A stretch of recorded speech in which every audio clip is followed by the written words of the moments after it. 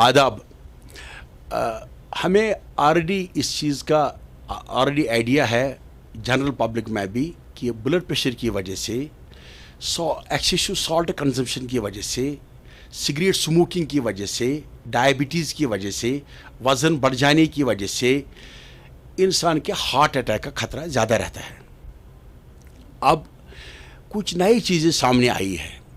मसलन अगर हम देखेंगे लास्ट ईयर 5 लाख लोग महज सर्दी की वजह से जो हार्ट अटैक होता है उसकी वजह से मर गए, और लाखों में लोग नाखेज़ हो गए, डिसेबल हो गए, वजह था हार्ट अटैक।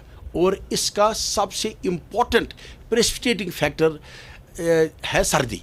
सो हमें यह आइडेंटिफाई करना है कि एक तरफ से हम ग्लोबल वार्मिंग की बात कर रहे हैं, दूसरी तरफ से हमें ये देखना है कि वज़न, ये टेम्परेचर का गिर जाना, मतलब जो विंटर है, जो कोल्ड है, इस कोल्ड की वजह से इंसान को हार्ट अटैक के चांसेस ज़्यादा रहते हैं। तो एक कोल्ड खुद एक हार्ट अटैक प्रेसिपिटेटिंग फैक्टर है।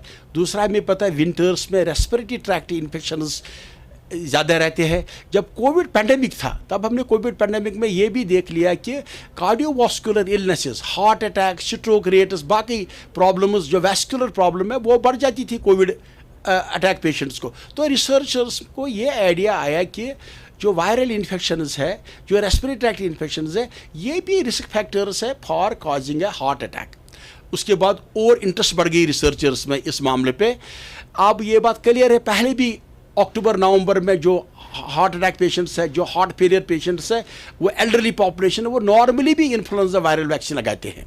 तो कहने का मतलब ये है कि हमें अब दो टोक टर्म्स में, इन क्लियर स्टैटिस्टिकल टर्म्स में, जो पब्लिश डेटा है journal American college of cardiology में जो स्वीड हार्ट स्टडी आ गई है, ये बात एस्टैब्लिश्ड है कि cold is a very important risk factor for a major as well as minor heart attack. तो करना क्या है?